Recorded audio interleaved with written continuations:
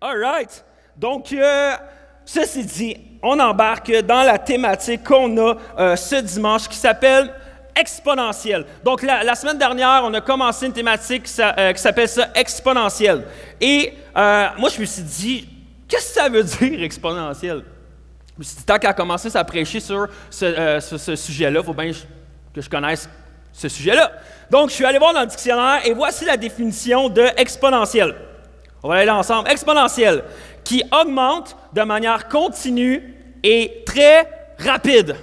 Wow, j'aime ça. Qui augmente de manière continue et très rapide. Et lorsque je pense à la vie chrétienne ou lorsque je regarde dans la Bible, lorsque tu décides en tant que personne de dire, OK, je reconnais que Jésus est mort pour mes péchés. Je reconnais que je suis une personne qui est mauvaise, qui a du péché dans sa vie, que j'ai fait des fautes, que j'ai des manquements et que pour me rapprocher de Dieu, il y a un problème. Mais que Jésus est mort à la croix pour prendre tous mes péchés, toutes mes fautes, tous mes manquements, toutes mes maladies, tout ce qui vaporont en moi pour mourir à la croix pour moi, pour qu'ensuite de ça, je puisse revenir en relation avec Dieu et que grâce à lui, j'ai accès à la vie éternelle. Et à ce moment-là, la Bible nous dit que lorsque tu fais cette profession de foi-là, lorsque tu es convaincu de ça et que tu crois ça dans ton cœur, l'Esprit de Dieu vient habiter en toi. Et tu deviens, on appelle ça le temple du Saint-Esprit. Donc, tu deviens l'endroit où que Dieu habite. Ça peut sembler weird un peu, comme comment on peut imaginer ça, mais la Bible nous enseigne ça, que l'Esprit de Dieu, c'est comme s'il y a un esprit en nous qui s'éveille et c'est l'Esprit de Dieu qui prend place en dedans de nous. Et à partir de ce moment-là, notre foi, notre vie chrétienne devrait être exponentielle. À partir de ce moment-là, notre vie, notre foi chrétienne devrait augmenter de façon continue et très rapide. Et ça, lorsque l'Esprit de Dieu est en nous, ça devrait augmenter. Et j'aime exponentiel. Parce que c'est pas... le mot exponentiel ne veut pas dire que ça augmente de temps en temps. Ça augmente, bof. Des fois, ça monte, ça redescend, ça stagne, après ça remonte, après ça redescend. Non, c'est pas comme ça. Ça augmente de manière continue et très rapide. Et honnêtement, lorsque tu dis que tu es chrétien, si Dieu est réellement dans la patente, tu vois un changement radical. Tu vois quelque chose qui prend place et tu vois une augmentation de foi, une augmentation de désir qui augmente de manière continue et très rapide.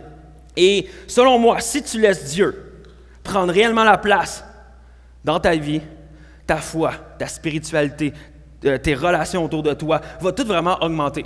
Et tu vas vivre vraiment des choses exponentielles. Ça va grandir dans ta vie de manière incroyable. Et Jésus, dans la Bible, nous raconte une histoire qui nous parle d'augmentation, qui nous parle de croissance. Et ça nous parle il y a des choses dans notre vie qui sont appelées à grandir de manière continue et très rapide. Et je veux qu'on puisse lire cette histoire-là ensemble. Et moi, j'aime les histoires, OK? J'aime ça entendre plein d'affaires, mais surtout des histoires. Parce qu'on dirait que les histoires, ça nous parle. Je pense que même nous, c'est pour ça qu'on aime ça aller au cinéma, c'est pour ça qu'on aime ça regarder des films, des téléséries, c'est pour ça que Netflix fait autant d'argent, parce qu'on aime les histoires. Et ça nous parle, ça nous touche, on comprend, c'est des images. Donc, Jésus raconte une histoire et tente d'expliquer à quoi devrait ressembler le royaume des cieux. À quoi devrait ressembler même le royaume des cieux sur la terre. Et il nous raconte une histoire. Donc, il y a du monde qui pose une question. Jésus, c'est quoi le royaume des cieux? Et là, il parle. Il était une fois. Et là, on va lire ça ensemble. OK? Donc, si vous avez votre Bible, peut-être même dans votre téléphone, vous pouvez prendre la Bible, le YouVersion. C'est très incroyable. Et sinon, on vous donne une Bible. Si vous n'avez pas, alors on vous donne une Bible à la table d'accueil. Et vous allez pouvoir vous la procurer. C'est gratuit et on va vous la donner. Donc, on va lire dans Matthieu 25, à partir du verset 14 à 30.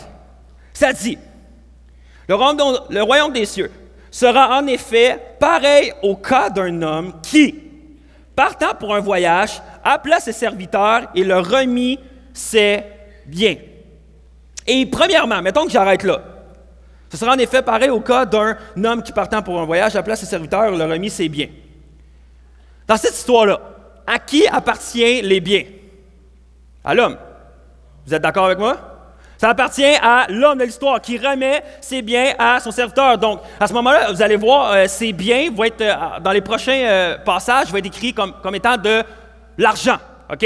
Donc, il remet de l'argent à ses serviteurs. Donc, l'argent n'est pas au serviteur.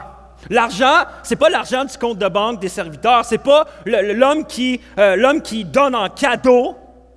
ses biens vraiment au serviteur. Donc, il leur remet, puis on va voir plus tard qu'est-ce que l'homme veut faire.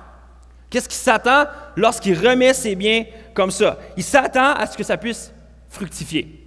Et on va lire l'histoire, on va continuer au verset 15. Voici ce que ça dit.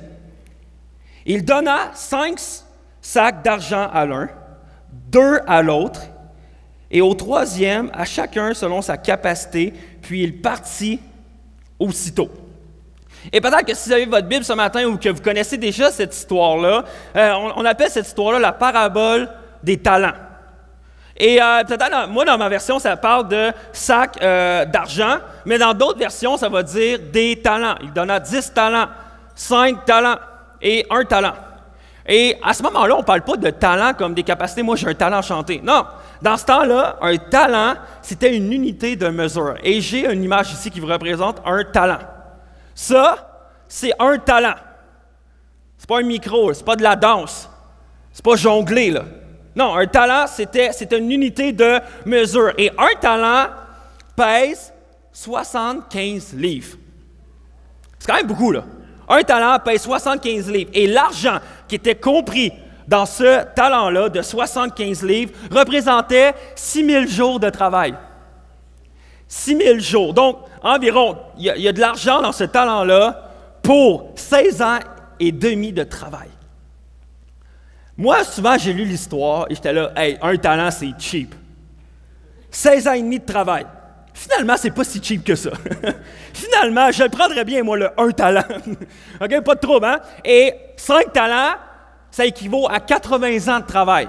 10 talents à 180 années de travail. Wow! Donc, à ce moment-là, on parle vraiment de l'homme. L'homme, il devait être extrêmement riche pour pouvoir donner ça à ses serviteurs, ce nombre de talents-là. Mais également, l'homme, le maître des serviteurs à ce moment-là, devait faire confiance d'une manière incroyable à ses serviteurs pour leur remettre tout cet argent-là. Et dans l'histoire, ça nous dit que les hommes n'ont pas reçu tous la même somme d'argent, n'ont pas reçu tous le même nombre de talents. Ça nous dit que chacun d'entre eux ont reçu selon leur capacité. Capacité. Mais une morale de cette histoire qu'on va retenir durant cette matinée, c'est que l'important, ce n'est pas combien tu en as. L'important, ce n'est pas le nombre que tu as ou combien que tu as reçu, mais c'est qu'est-ce que tu fais avec. Qu'est-ce que tu fais avec qu'est-ce qui t'est donné. Et on va continuer au verset 16 à 18. Ça dit, « Celui qui avait reçu les 5 sacs d'argent s'en alla travailler avec eux et gagna 5 autres sacs d'argent. De même, celui qui en avait reçu 2 sacs d'argent en gagnant 2 autres, celui qui n'en avait reçu qu'un alla creuser un trou dans la terre et cacha l'argent de son maître. » Et ça nous dit dans l'histoire que les 2 premiers serviteurs ont pris l'argent et sont allés travailler et ils ont fructifié l'argent. Donc, il y a eu quelque chose que c'est devenu exponentiel. Ça l'a grossi. Et ça dit que ça l'a doublé. Et dans d'autres versions de la Bible, ça va dire que aussitôt que les serviteurs ont reçu l'argent, sont allés travailler, aussitôt, tout de suite, immédiatement, ils ont reçu les dons, ils ont reçu les talents, ils ont fait « OK, il faut que j'aille au travail avec ça. Il faut que je puisse fructifier cet argent-là. » Et ensuite, ça nous dit que chacun d'entre eux, ils ont doublé leur argent. Ils ont doublé ce que le maître leur avait donné. Et leur travail a été exponentiel. Ça a grandi de manière continue et très rapide. Mais ça nous dit que le 3e serviteur a pris son argent, a creusé un trou, a caché l'argent dans la terre et il n'a rien fait avec. Donc, il n'a rien perdu, mais il n'a rien gagné non plus. Mais là, après quelques temps, le maître revient. Le maître revient et lisons ensemble qu'est-ce qui se passe à ce moment-là au verset 19 à 23. Longtemps après, le maître de ses serviteurs revint et leur fit rendre des comptes. Ah, ça, on n'aime pas ça, ce mot-là. Hein? Mais il leur fit rendre des comptes. Celui qui avait reçu les 5 sacs d'argent s'approcha, en apportant 5 autres. Il dit, « Seigneur, tu m'as remis 5 sacs d'argent et en voici 5 autres que j'ai gagnés. » Son maître lui dit, « Wow, c'est bien, bon et fidèle serviteur. Tu as été fidèle en peu de choses. Je te confierai beaucoup. Viens partager la joie de ton maître. » Ça continue.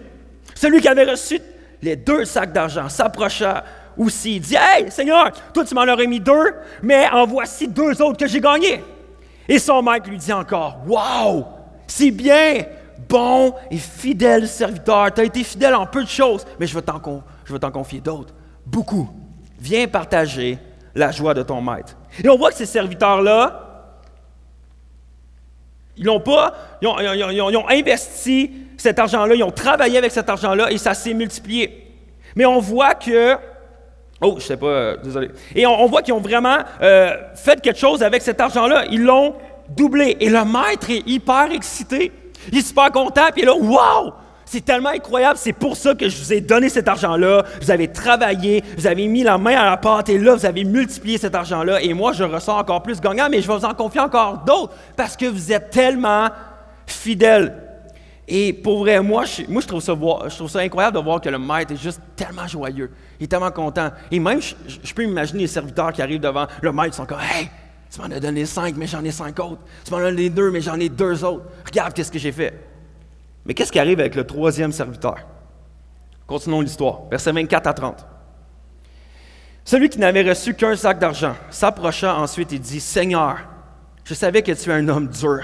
Tu moissonnes où tu n'as pas semé et tu récoltes où tu n'as pas planté. J'ai eu peur et je suis allé cacher ton sac d'argent dans la terre.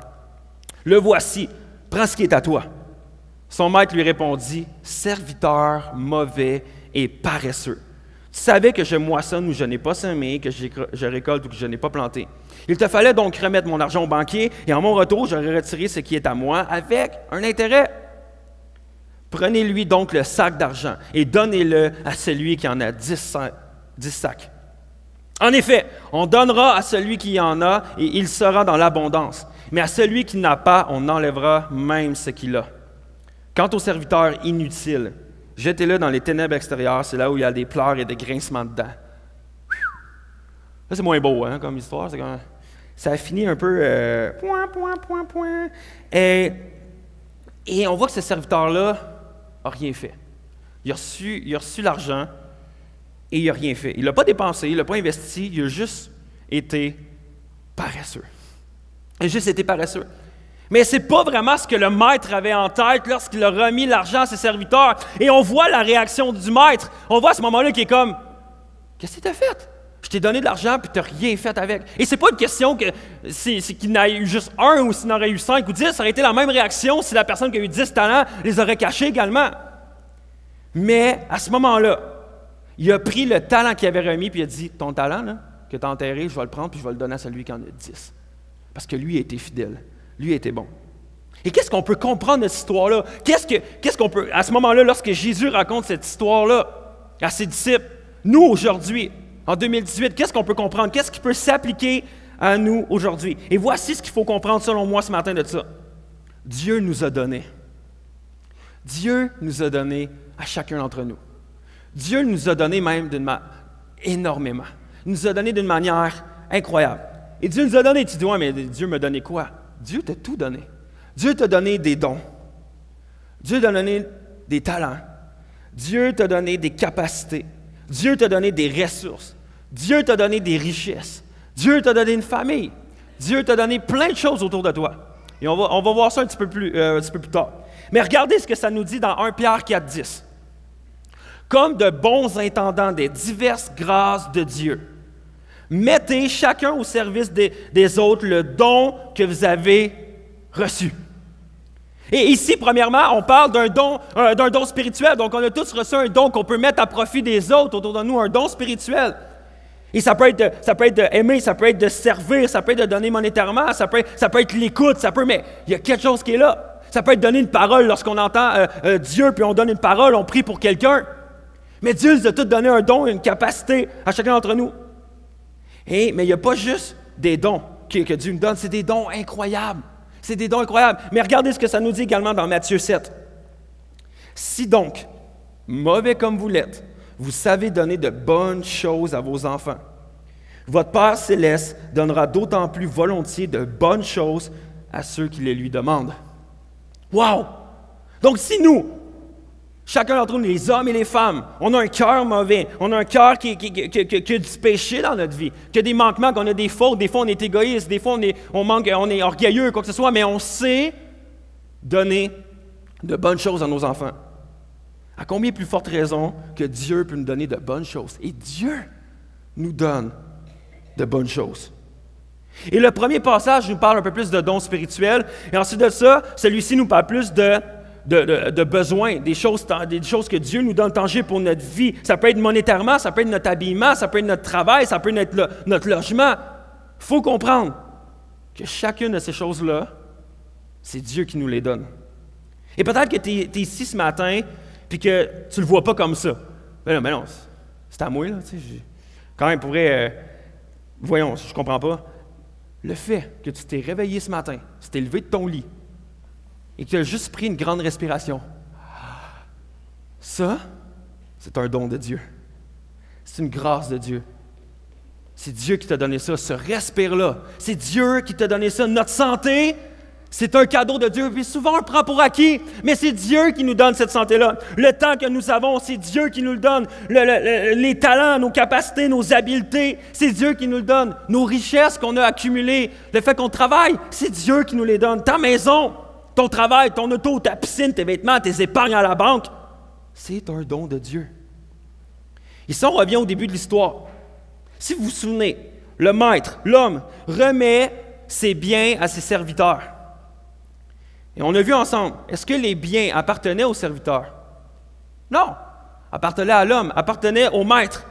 Et le maître a remis ses biens avec confiance pour que ses serviteurs puissent en prendre soin. Mais les serviteurs étaient des intendants, devenaient à ce moment-là des gestionnaires de ce que le maître leur avait remis. Et tout ce qu'on reçoit dans notre vie, nous aussi, c'est un don de Dieu, c'est un cadeau et on devient gestionnaire de ce que Dieu nous donne. Et notre job en tant que croyant, en tant que chrétien, c'est pas compliqué, c'est d'administrer les choses de Dieu. Là, tu dis quoi, Dieu n'est pas capable de s'administrer tout seul? Oui! Mais il nous donne des choses, puis il dit, je te fais confiance, administre-les. Mais voici un problème que chacun de nous, on vit. Moi, le premier. On regarde chacune des choses qu'on a, on regarde tous nos acquis, on regarde tout ce qu'on a, puis on fait comme, ça, c'est à moi. Ça, c'est à moi, de moi. C'est fait pour moi. Et toutes les choses que je vois personne autour de la TV, c'est à moi. Je niaise un peu. Mais tout est à moi. Surtout lorsque ça touche aux choses tangibles. C'est mon argent. Jasmin, il ne vient pas me dire que mon argent, c'est l'argent de Dieu. C'est qui a travaillé pour ça? C'est Dieu ou c'est moi? Non, c'est Dieu qui te l'a donné. C'est Dieu qui a permis que tu aies un travail, que tu aies la santé, pour que tu aies des bras et des jambes, pour que tu puisses travailler, que tu es là. C'est Dieu, c'est un cadeau de Dieu. Oui, bien Jasmin, avec mon argent que j'ai travaillé, je me suis acheté un char. C'est mon char. Non, c'est à Dieu. C'est à Dieu, c'est Dieu qui permet que tu ailles cette voiture-là. Hey, ma maison, c'est bien pas Dieu qui me l'a donnée, c'est moi qui l'ai construite, c'est moi qui l'ai peinturée avec le rouleau. J'ai passé une fin de semaine à faire ça, personne n'est venu m'aider en plus. Hey, c'est moi qui l'ai fait. Vraiment? Ou c'est Dieu qui a permis que tu ailles cette maison-là, que tu ailles ce logement-là? Ouais, mais Jasmin, j'ai gagné, j'ai économisé, c'est à moi, de moi. Non, c'est à Dieu. C'est à Dieu. Et on voit ça également avec notre temps. Là, Jasmin, moi, là, j'ai assez travaillé cette semaine. Là. La fin de semaine, on pense à moi. Je vais faire ce que je veux, je vais relaxer, je vais aller faire du ski, c'est mon temps, je gère mon temps. Puis là, tu me dis des fois même que là, il y a des bénévoles qui s'investissent à l'église, puis moi, je devrais m'investir. Hey, je travaille comme un fou, moi. Les autres, s'ils ne travaillent pas, c'est pas mon problème. Là, moi, je travaille. Pour vrai, ton temps, ça vient de Dieu. Mais souvent, on prend ce temps-là qu'on a, puis on fait comme non, c'est à moi, je fais ce que je veux avec ce temps-là. C'est moi qui le mérite, là. La semaine de vacances, là, je la mérite, je vais faire ce que je veux. C'est Dieu qui permet que tu ailles cette semaine-là de vacances. Et on peut devenir très, très, très égoïste. Moi, le premier. Mais tout ce qu'on a vient de Dieu. Même ton corps. Ah là, Jasmin Choury, le matin. OK, on va lire un passage. 1 Corinthiens 6. Ne le savez-vous pas? Votre corps est le temple du Saint-Esprit. Ah, on a regardé ça tantôt.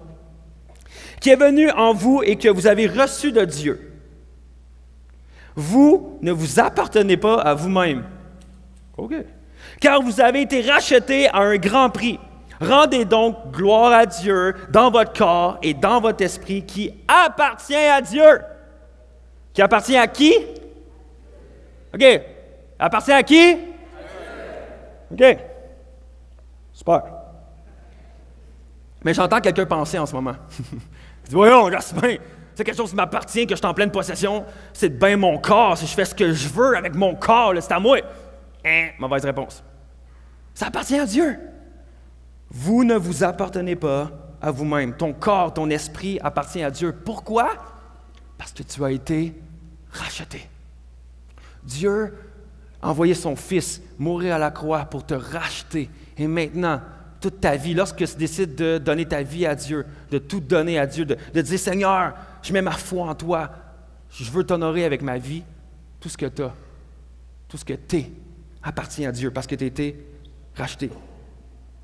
Et c'est comme ça depuis le début des temps, guys, ce struggle-là. C'est vraiment, ça ne date pas d'hier, le fait qu'on soit égoïste et qu'on veut que tout nous appartienne. Lorsque Dieu a créé l'homme et la femme, Dieu leur a donné un commandement, OK? Il leur a dit, OK, Adam et Ève, remplissez la terre et soumettez-la. Soumettez-la. Et qu'est-ce que ça veut dire? Ça veut dire, 1, faites des enfants. All right. Et 2, multipliez-vous, remplissez la terre et établissez mon royaume. Et c'est ça que ça voulait dire. Lorsqu'il disait « soumettez-la », ça voulait dire « faites ceci en mon nom ». C'est comme une armée. Moi, j'aime ça des images, OK? C'est comme une armée. On a tout dans le monde, lorsqu'on pense au Moyen-Âge, même lorsqu'on regarde dans l'Ancien Testament les histoires de guerre, il y avait tout le temps une armée. Il y avait tout le temps du monde qui était des soldats, avec des armes. Il y avait d'autres qui étaient il y avait des chevaux. Et tu avais tout le temps un gars que sa job, c'était de porter un drapeau. Et lui, c'était sa seule job. Okay? Il n'y avait pas de fusil, il n'y avait pas rien, il n'y avait pas d'épée. Lui, il portait un drapeau. Et chacun d'entre eux, lorsque Dieu a donné la mission à Adam et Ève, leur a dit, maintenant, vous allez établir mon royaume sur terre. Il dit, vous allez prendre mon drapeau, qui est écrit Dieu dessus. Et vous allez vous promener. Et à chaque fois, vous allez prendre une terre, ça va être à Dieu. À chaque fois, tu vas gagner de l'argent, ça va être à Dieu. Là, à chaque fois, c'est comme les Américains, tu as le goût de mettre des drapeaux partout. OK? Et à chaque fois que tu as un enfant, c'est à Dieu. Et à chaque fois, Dieu était là. À chaque fois, vous allez faire quelque chose. Multipliez la terre, soumettez-la. Et à chaque fois, ça va être en mon nom. Et vous allez prendre ce drapeau-là. Il dit, ça appartient à Dieu. Mais après ça, le péché est venu ternir le cœur de l'homme et de la femme. Et ils ont continué la même mission. Mais qu'est-ce qu'ils ont commencé à faire? Ils ont fait, ah ouais, on va multiplier, on va soumettre la terre, mais voici mon drapeau. Ça va être moi. Moi. OK, ça, c'est ma terre. Ça, c'est ma maison. Ça, c'est mes enfants. C'est à moi. Hey, tu vois-tu? Ça m'appartient. Dieu. Non. Ça, c'est à moi. Excuse-moi. C'est à moi. Je suis le roi. C'est plus au nom du roi qui est Dieu, mais c'est rendu moi, le roi. C'est rendu moi. Et l'homme a continué la même mission que Dieu avait donnée, mais en portant son nom. C'est mon drapeau, c'est ma face. Je bâtis mon royaume. C'est mon char, c'est mon travail, c'est ma femme, c'est ma famille, c'est mon temps, c'est mon argent. Je fais ce que je veux. C'est à moi. C'est moi le roi. Je suis le roi de ma vie, je décide tout. Personne ne va me dire quoi faire. Ma question pour toi ce matin. Est-ce que lorsque tu te lèves le matin, tu décides de te lever en portant le drapeau de Dieu ou ton drapeau? Est-ce que lorsque tu te lèves le matin, le dimanche, c'est facile de dire, le dimanche, OK, je vais dérouler le drapeau de Dieu. Puis je vais aller à l'église. Là, c'est Dieu. Mais le lundi matin, le mercredi, le soir, le samedi, quand tu as tout ton temps pour toi, quel drapeau tu prends? Celui de Dieu ou celui qui porte ton nom à toi? Est-ce que tu veux établir le royaume de Dieu? Tu veux établir ton royaume. Est-ce que ce qui t'appartient, ce que tu as, ça appartient à Dieu ou à toi? Et c'est le même principe que depuis le début des temps. L'homme veut toujours s'approprier les choses. C'est moi, c'est mon royaume. Et si on continue, comme on l'a vu plus tôt, c'est pas tout le monde qui a les mêmes capacités, puis les mêmes dons, puis les talents. Certains vont recevoir plus de richesses de la part de Dieu. Certains vont peut-être même recevoir plus de capacités intellectuelles de Dieu. Certains vont recevoir plus de talents artistiques de Dieu. Moi, de la peinture, je comprends pas ça. Ma femme, elle comprend tout. Mais moi, je vois une tache, puis elle capote. Moi, je comprends rien. Mais on n'a pas les mêmes talents. Elle voit quelque chose de beau. Moi, je suis capable de comprendre que c'est peut-être beau, parce qu'elle me le dit. Mais on n'a pas tous les mêmes talents. Il y en a qui ont soit plus de capacités en relations interpersonnelles, sont extravertis, sont là, wow, on peut jaser ensemble. Il y en a d'autres qui sont comme, non, le soleil, tu sais, qui veut se cacher. Mais je veux vous dire, il y a un grand danger qui nous guette, à chacun d'entre nous. Et moi, le premier. Moi, j'ai la chance de travailler avec une équipe de pastorale formidable. OK, pour vrai, depuis que j'étais à Acts 21, je capote, je trippe parce que je suis entouré de talents incroyables. Pour vrai, lorsque je regarde l'équipe, lorsque j'arrive pour travailler avec eux et qu'on a des rencontres et je regarde l'équipe, lorsque je pense à Sébastien, Sébastien est là, il y a tellement une sagesse incroyable dans cet homme-là. Moi, ça me fait capoter. Lorsque je regarde à Phil, ses capacités intellectuelles à retenir des données, puis à te le verbaliser, puis à te l'enseigner, sa manière de comprendre les choses, ça me jette à terre. Lorsque je pense à Marc et sa capacité de partager l'Évangile autour de lui, d'avoir un impact incroyable dans la communauté, moi, ça me rend fou. Lorsque je regarde à JD qui fait la louange, ses capacités vocales et musicales et de composition, voyons donc, c'est quoi ça? C'est incroyable. Tim, lorsque je regarde Tim qui est à Magog, le pasteur de Magog, je fais comme, wow! Sa manière d'emmagasiner des informations, il fait de la lecture, il lit, puis il emmagasine tout ça dans sa tête. Moi, ça me fait capoter. Lorsque je regarde à Simon également, qui est à Magog, sa manière d'être à l'écoute de Dieu, ça me rend fou. Et lorsque je travaille avec eux, je suis tellement excité, puis je suis comme, wow! C'est tellement des leaders incroyables, ils ont tellement des capacités, des talents et tout ça. Mais souvent, j'arrive des rencontres de leadership qu'on a, et je me retourne dans mon bureau, puis je suis comme, wow! Ils sont tellement incroyables. J'ai l'impression que les autres sont bourrés de talent, puis là, moi, je fais juste courir en arrière, puis j'essaie de les suivre, tu sais. Puis je suis là, hey, je vais être avec vous. Vous êtes tellement bourré de talent, tu sais, puis je veux comprendre ce que vous êtes. Mais souvent, j'ai l'impression que je suis loin en arrière. Pourquoi? Parce que, et ça, c'est un danger qui nous guette. C'est parce que je me compare. Je me compare à eux. Et je veux vous dire ce matin, la comparaison vient toujours voler notre joie.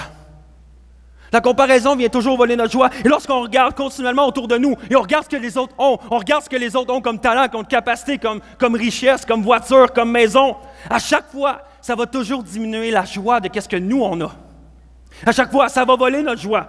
Et on va toujours regarder. Et là, on va voir comme, aïe, tu sais, moi j'ai ce don-là, tu sais, je pense que j'ai une capacité à l'idée de leadership, tout ça. Et là, je me mets à regarder les autres pasteurs, puis je suis comme, wow, les autres sont hot, là. Moi, j'ai peut-être juste ça, tu sais. J'ai juste mon talent, tu sais, j'ai juste ça. Et la réalité, c'est que tout d'un coup, je commence à avoir comme plein d'idées comme, ah non, finalement, je suis pas assez bon. J'aimerais savoir ça. Puis là, qu'est-ce que tu essaies de faire? C'est d'essayer de copier les autres. Tu essaies d'être comme eux. Et je veux vous dire, il ne faut pas regarder à ce que les autres ont reçu. Parce que pour vrai, souvent, on voit juste le beau côté des choses. On voit juste le bon côté des choses, mais la réalité, c'est qu'on ne sait pas quel engagement ça prend pour avoir ce talent-là. Quelle capacité ça prend. On ne sait pas vraiment quelle redevabilité qu'ils ont besoin d'avoir au travers de ça, quelle heure qu'ils ont mis pour travailler ces talents-là. Mais nous, on voit juste le bon côté et on veut ressembler à ça. Mais c'est parce que des fois, on n'a pas toutes les mêmes capacités, les mêmes talents, les mêmes dons, les mêmes richesses pour pouvoir arriver à ces mêmes choses-là. Et pour vrai, on se compare toujours. On se compare toujours pour vrai. Puis vous savez, là, moi j'entends souvent, OK, j'ai pas la chance d'être parent encore, mais souvent j'entends des mamans. Et là, les mamans, ça jase, hein? Les mamans, ils voient une photo d'une autre maman qui prennent une photo sur Instagram ou sur Facebook, puis ils voient une photo avec leurs enfants, et tu vois la maison en arrière, puis là, c'est tout propre, rangé. Puis là, t'es là. Voyons donc. Hey, c'est une mère parfaite. Tu devrais pas voir chez nous, hein, que c'est le bordel, les jouets traînent à terre, puis la vaisselle n'est pas faite depuis 2 jours, puis là, moi, il faut changer les couches, les enfants courent partout, j'essaie de faire de quoi, voyons donc, hey, c'est une mère parfaite. Là, tu arrives au groupe connexion, tout est propre, les enfants jouent, ils se taisent, tout ça. Puis là, dans le fond, tu sais pas qu'ils ont peut-être pogné une chicane depuis toute la semaine, puis que ça va pas bien entre eux, mais nous, on voit juste le bon côté, puis on se compare. Les gars, hein? Les gars, même ça, on peut se comparer avec le corps, avec le matériel. Moi, pour vrai, je suis de même. J'ai un ami qui a un bateau. À chaque fois que je reviens chez nous, je dis à ma femme, ça me prend un bateau. Et j'essaie de me convaincre que je vais faire ça pour la gloire de Dieu. Ah non, mais je vais pogner du monde à l'église, on va connecter ensemble, tu sais, ça va être le fun. Non, je vais dire chauffe, moi je vais aller en arrière faire du wakeboard, OK? Mais, pour vrai, à chaque fois, ça me prend un bateau. Ah, ça me rage, j'aimerais savoir. Hey, pour un char. Là, moi, je suis content, j'ai un beau char, je suis tellement béni d'avoir une voiture. Puis là, je vois des Jeeps passer. Je suis comme, ah, ça me prend un Jeep.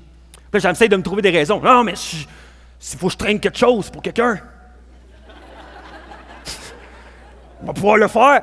Là, ma femme qui est là. Jasmin. Non, mais je te le dis, tu sais, je vais acheter une fifth wheel, puis je sais pas comment ça marche, là, c'est juste le mot. Mais, puis moi, l'utiliser pour la gloire du Seigneur, moi, on va faire des déménagements. Hey, moi, je ferai pas de déménagement fort, là. Mais, on se crée des besoins. Et là, et ça, c'est à cause de quoi? La comparaison. On se compare à ce que les autres ont, puis on se dit, hey, pour mon royaume, là, ça serait bien mieux que j'aille ça. Pour mon royaume, je vais être bien plus heureux dans mon royaume si j'ai ce talent-là, si j'ai ce don-là, si j'ai cette chose-là, si j'ai ce bateau-là. Mais la comparaison tue notre joie. Et une autre chose qu'on peut soutirer de cette histoire-là, c'est que c'est le mot redevabilité. Oh! Redevabilité. La redevabilité, c'est quoi? C'est rendre des comptes. C'est, on doit et on va et on doit rendre des comptes envers ce que Dieu nous a donné. Et souvent, le mot redevabilité fait peur. Pourquoi? Parce que ça sonne négatif.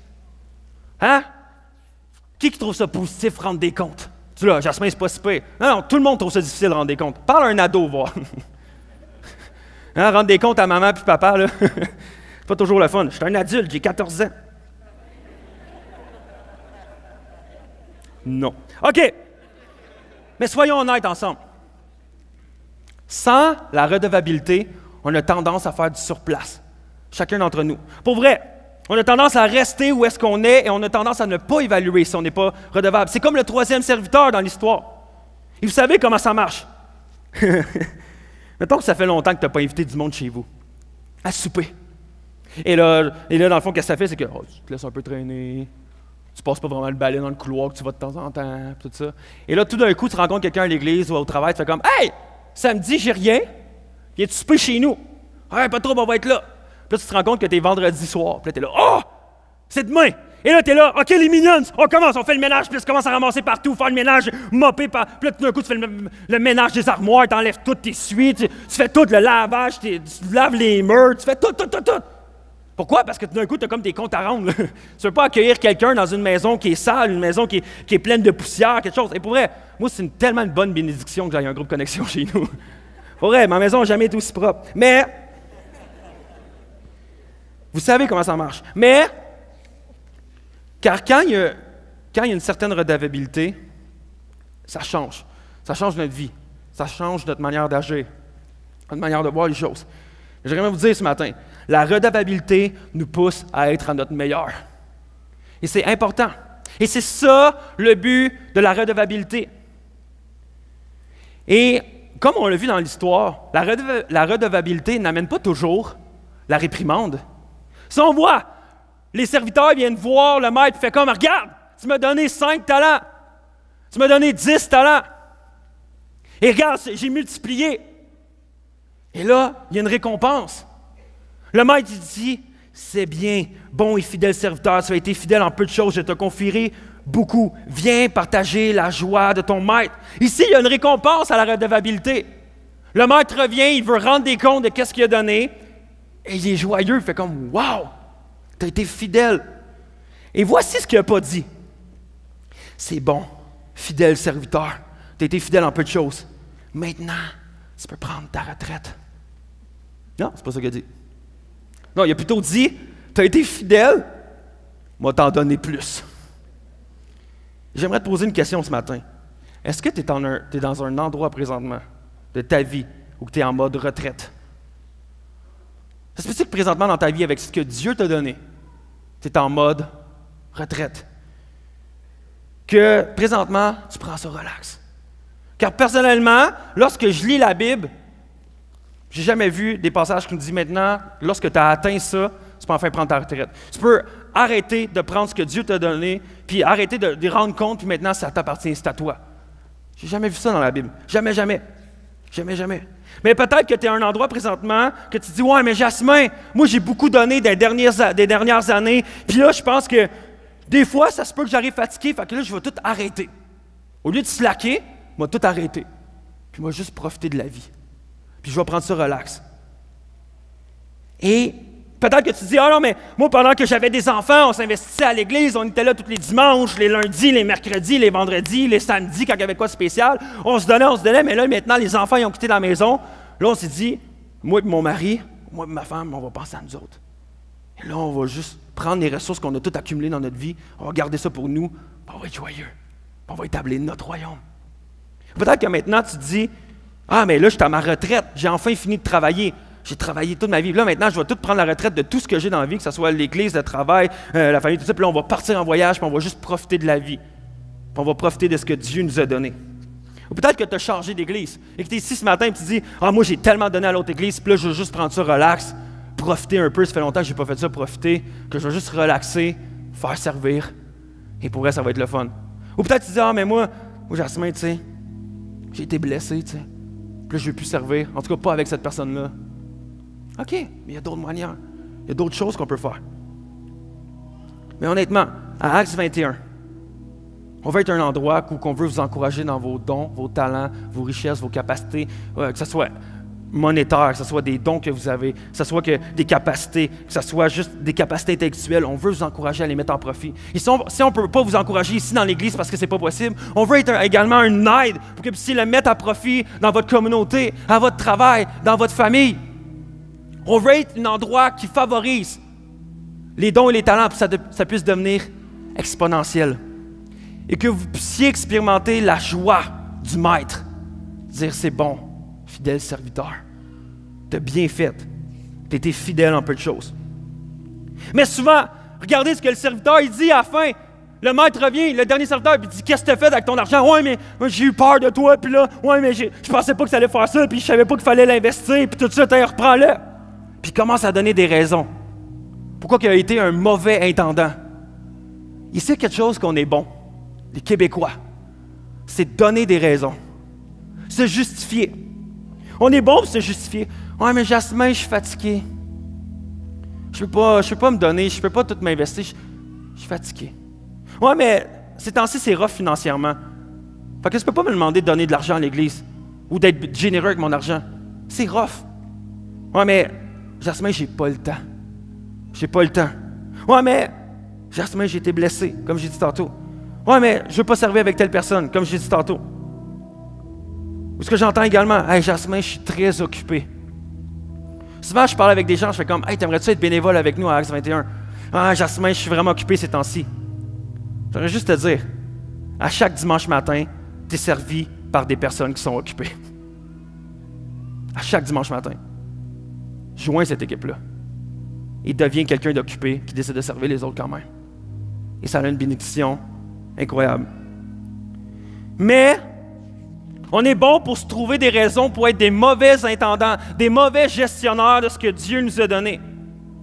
Et pour vrai, il existe des raisons et des excuses pour chaque situation de notre vie. Mais ma question pour vous ce matin, est-ce que Dieu recherche tes excuses ou il recherche ta fidélité? Parce que dans l'histoire, le maître n'a pas écouté les excuses. Voici ce qu'il dit. Prochaine slide. Son maître lui répondit, « Serviteur mauvais et paresseux.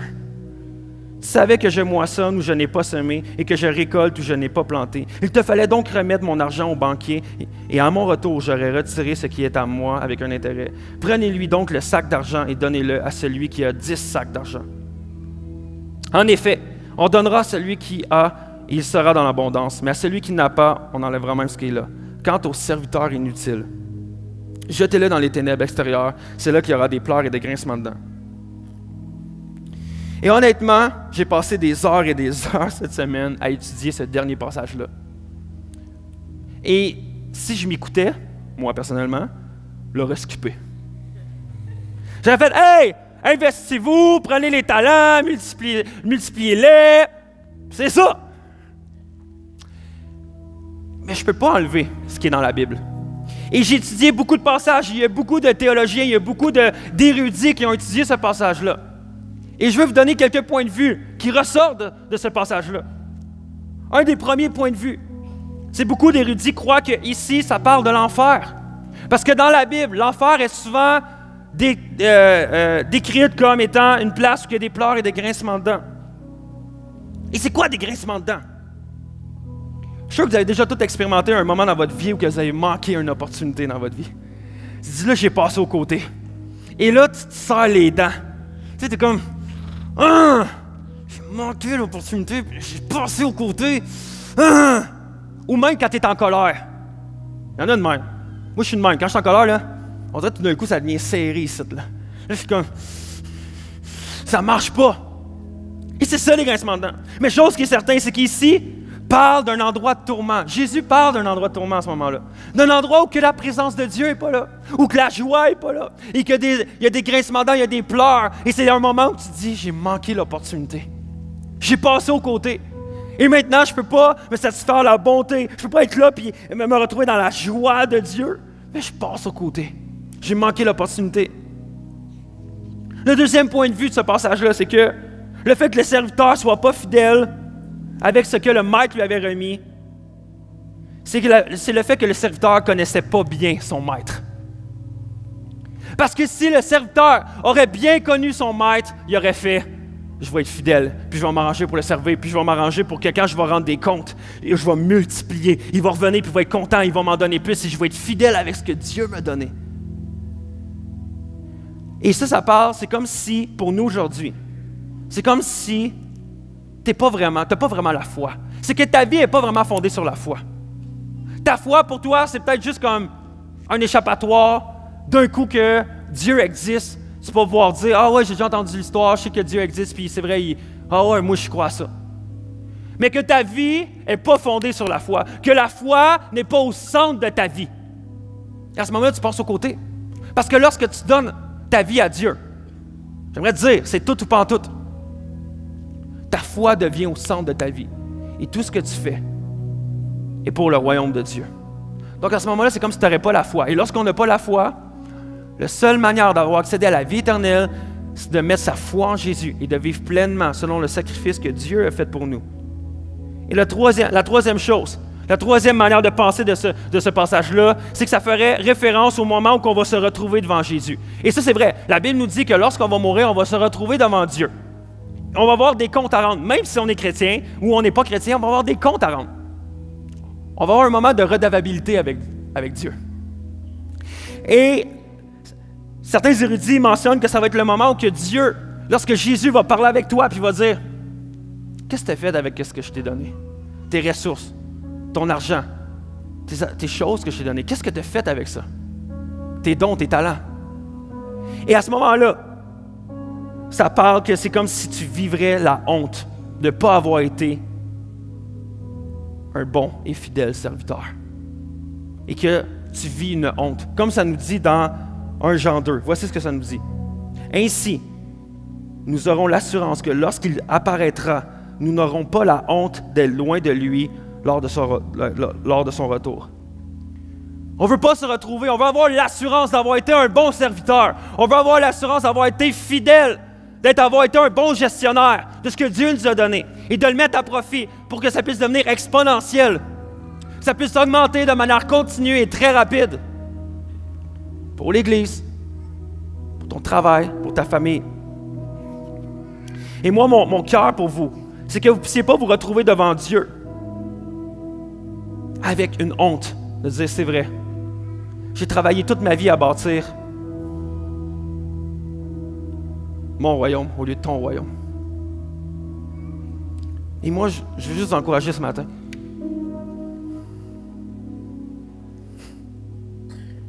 À chaque fois que tu bâtis quelque chose avec ce drapeau-là et que tu brandis ce drapeau-là, quand tu vas mourir, là, il n'y a aucune de ces choses-là qui va se retrouver au ciel. Rien. Mais à chaque fois que tu brandis ce drapeau-là, à chaque fois, ce que tu te ramasses ici est incroyable parce que tu sais que tu sers un Dieu incroyable. Mais également, il va y avoir des bénédictions et des récompenses incroyables. Et ça va rester de manière éternelle. Qu'est-ce que tu fais? Est-ce que tu bâtis ton royaume ou le royaume de Dieu? Quand tu te réveilles le matin, quel drapeau t'apportes avec toi? Quand tu prends ton auto, c'est-tu l'auto de Dieu ou que tu te dis, OK, je peux faire des livres. Oui, je vais être une bénédiction. Quand je vais venir à l'église, je connais des gens qui n'ont pas de livres. Je vais les amener à l'église. Ou je vais leur faire des livres durant la semaine quand je ne travaille pas. Ou non, c'est mon char, c'est moi qui paye le gaz. Si tu ne me payes pas, je ne te livre pas. C'est ma maison. C'est vrai. Je pourrais accueillir un groupe Connexion chez nous. Je vais prendre le groupe Connexion et je vais inviter des gens. Je vais inviter des gens à mon travail à souper. Je ne vais pas juste inviter des gens de mon groupe, mais je vais inviter des gens au travail à souper. Et je vais utiliser ma maison pour accueillir des gens. Ou là, c'est ma maison, je vais faire ce que je veux, je passe du temps avec ma famille. Point. C'est mon moment, là, c'est mon offre de paix, je relaxe. Quel drapeau tu utilises? C'est mon argent! Hey, l'Église, à chaque fois qu'ils font des annonces comme quoi qu'il faudrait donner de l'argent pour qu'on puisse louer le Théâtre Granada. Hey, c'est mon argent, je fais bien ce que je veux avec.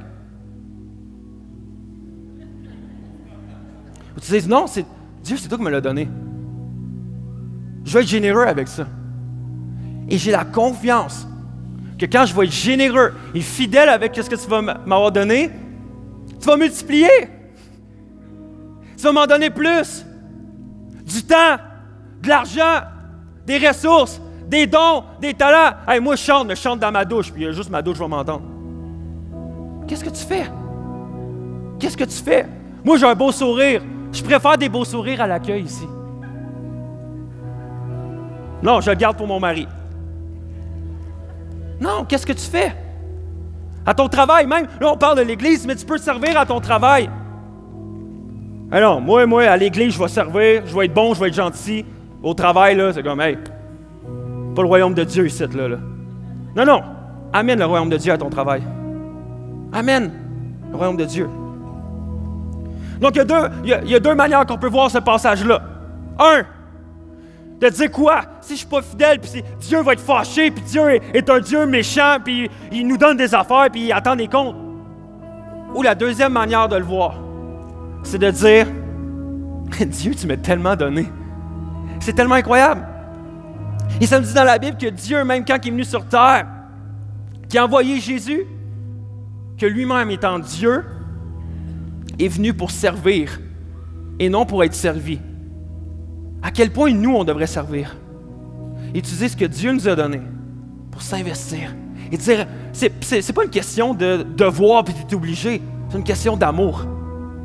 C'est une question de reconnaissance. C'est une question de faire comme Dieu, tu m'as tellement donné. Je veux te donner en retour. Et je veux être fidèle avec ce que tu m'as donné. Et je veux bénir les autres avec ça. Pour établir ton royaume et non mon royaume. Mon cœur, c'est que cette parabole-là que Jésus a racontée puisse faire du sens avec vous. Que vous puissiez décider de dire, je veux que ma vie soit exponentielle. Je veux que mes dons, mes talents deviennent exponentiels. Je veux que mes ressources deviennent exponentielles. Et je veux être reconnu que lorsque je vais me retrouver devant Dieu, la première chose qu'il va me dire, c'est bon, fidèle serviteur, entre dans la joie de ton maître. Ou, qu'est-ce que tu as fait? Qu'est-ce que tu as fait? Je veux ça prier, qu'on puisse prier ensemble et que cette parabole-là puisse faire du sens. Et on va louer Dieu ensemble. Est-ce que tout le monde peut se lever ensemble?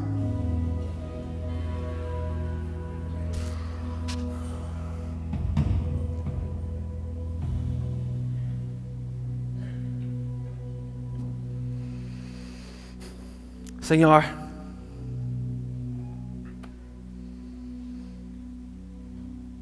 je reconnais que tu es mort pour mes péchés, pour mes fautes, et que tu m'as donné accès à la vie éternelle.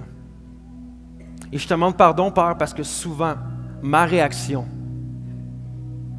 c'est de croire que ma vie s'arrête là, et de reconnaître que tu m'as donné la vie éternelle, mais que le reste m'appartient.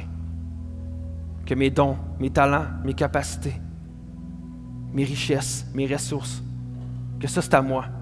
Et je te demande pardon, Seigneur, lorsque je me lève le matin et que j'ai à cœur d'établir mon royaume. Seigneur, je te prie que ce matin, que pour beaucoup d'entre nous, que ça puisse vibrer dans notre cœur, à partir d'aujourd'hui, que tu nous as placés sur cette terre, que tu nous as sauvés, pour que par la suite, on puisse établir ton royaume et travailler pour ton royaume. Et que notre mission de vie change complètement de tous ceux qui ne te connaissent pas. Et non d'établir notre royaume, mais ton royaume.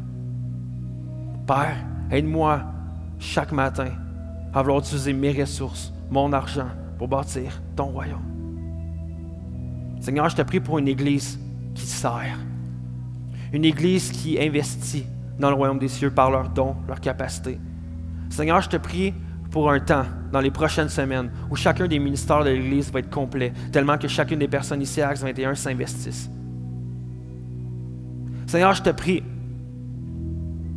qu'à Sherbrooke, chacun des travails va être tellement béni parce que les chrétiens et les chrétiennes vont s'investir d'une manière incroyable, vont apporter le royaume des cieux leur travail, vont s'investir, vont se donner avec qu'est-ce que toi tu leur as donné. Et les entreprises à Sherbrooke vont en bénéficier. Seigneur, je te prie pour des familles, des pères de famille qui s'investissent avec qu'est-ce que tu leur as donné dans leur famille, des mères de famille également, qui puissent utiliser leurs dons, leurs talents pour s'investir dans leurs enfants. Mais Père, donne-nous un cœur humble, donne-nous un cœur de serviteur ce matin. Enlève l'orgueil. Et je te prie par Éternel d'enlever dans notre cœur le désir de toujours se comparer, de se comparer, de dire « Ah, je ne suis pas pareil comme l'autre à côté de moi, j'aimerais savoir ce qu'il y a. » Seigneur, donne-nous la joie ce matin avec ce qu'on a. Et donne-nous, Seigneur, la capacité d'être fidèle avec ce qu'on a et d'avoir l'assurance que si on est fidèle, tu vas multiplier ce qu'on a. Rends-nous fidèles ce matin. Rends-nous fidèles.